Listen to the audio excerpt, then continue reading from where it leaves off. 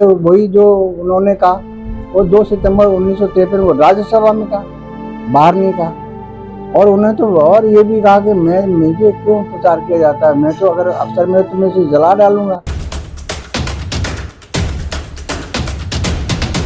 दे दो इसको, तो अंतिम मसौदा बना दो ताकि ये संविधान बन जाए। तो उन्होंने उसमें नंबरिंग की, उसको वो बनाया, लेकिन वो तो कोई फेरबदल थोड़ी किया।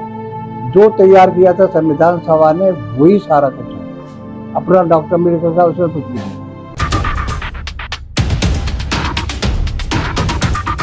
हम उसका सम्मान करते हैं, सभी को करना चाहिए, लेकिन संविधान के अंदर क्या है, हमारे लिए क्या है, ST SC OBC के लिए क्या है, वंचित वर्ग के लिए क्या, गरीबों के लिए क्या है, वो तो जानने का राइट है सबका।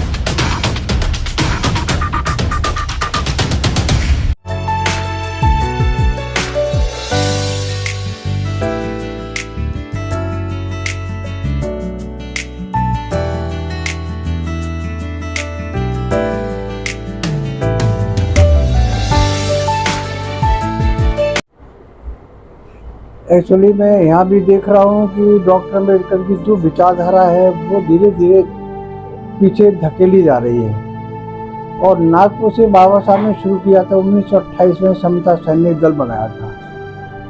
तो इसलिए मैं वहाँ गया था कि नागपुर से तो डॉक्टर अम्बेडकर ने अपना अभियान शुरू किया था, तो बहुत कुछ हमें मिलेगा उनकी विचारधारा, मूर्तियों में नहीं, प्रतीकों में नहीं, विचारधारा में लोग वहाँ होंगे, सेंसिटिव होंगे, उनके विषय में बात करेंगे। इसलिए मैं वहाँ गया था कि तलाश करने के लिए कि समता सैनिक दल कैसे काम कर रहा है और संस्थाएं वहाँ क्या है। इसलिए मैं गया, तो मुझे तो बहुत निराशा देखने को मिली। मैं कहीं संतुष्ट नहीं हुआ। एक तरीके से एक टूरिस्ट प्लेस वहाँ पे दीक्षा भूमि की नाम से बना दी गई है, लेकिन विचारधारा डॉक्टर अम्बेडकर की नहीं है। विचारधारा तो जैसे कि बाबा साहब ने जो अभियान चलाया था कि समता सैनिक दल के द्वारा भी जात विहीन वर्ग समाज की स्थापना के बिना स्वराज ही बेकार है।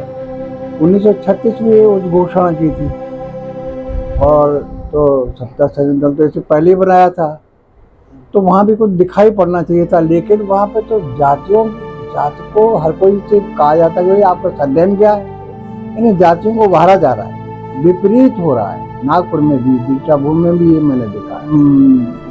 मीडिया बाबा साहब के विषय में, संविधान के विषय में उसका कैसा सोच है, क्या सोच है, और तुम्हें जानना चाह रहा था कि नागपुर का मीडिया तो बहुत बाबा साहब से प्रभावित होना चाहिए था। इसलिए मैं वहाँ गया था। कॉन्फ्रेंस की थी मैंने 16 मई को। वो पंचशील चौक है, वहाँ पे जो है भवन है, प्रेस है, वहाँ पर मैंने की।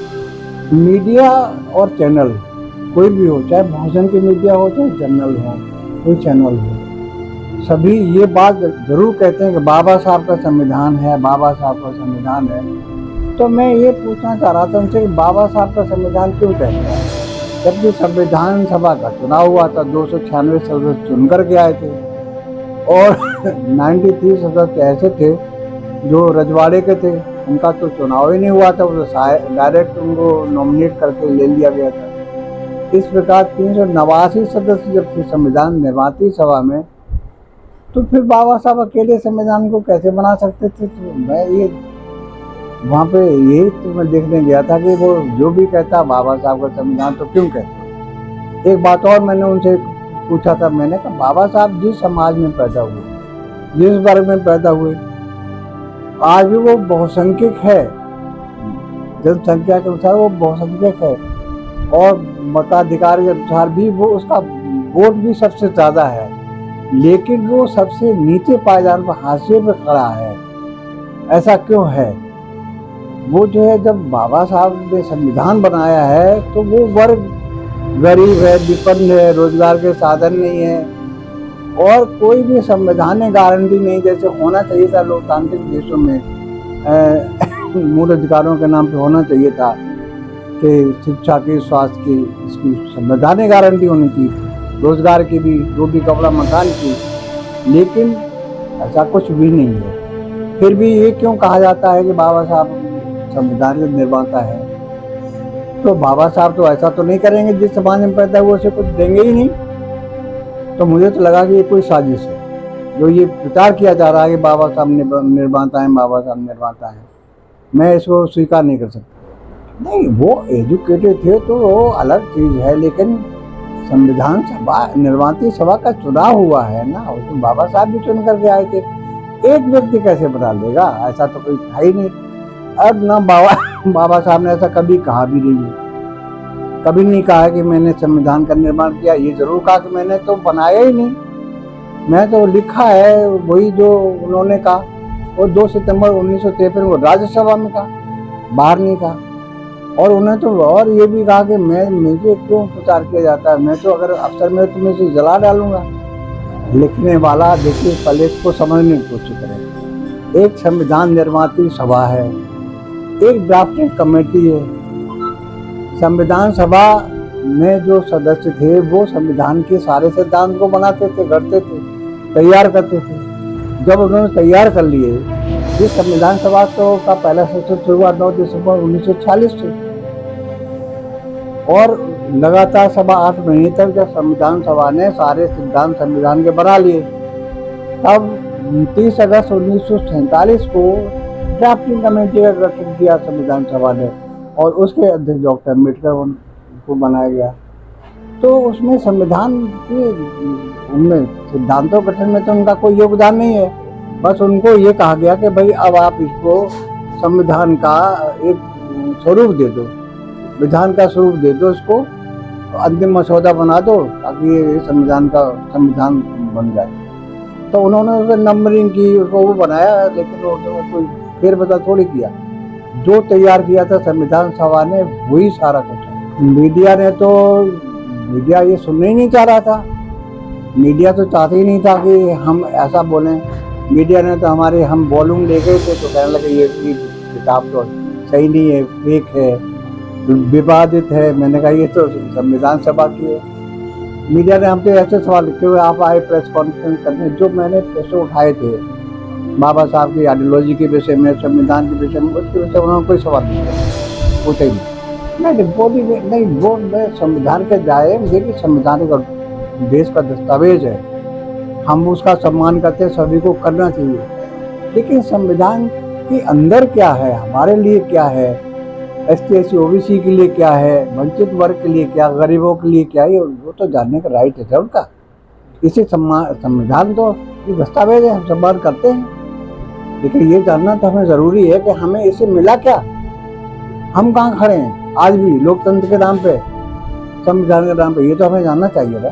बाबा साहब ने तो जो चाहते थे उसका एक मेमोरेंडम दिया था 15 मार्च 1947 को संविधान सभा को, कि इसको संविधान में इनकॉर्पोरेट कर लिया जाए। पहले तो ये सोचिए कि जब बाबा साहब अगर निर्माता थे तो वो मेमोरेंडम क्यों देते, वो तो खुद ही संविधान डाल देते।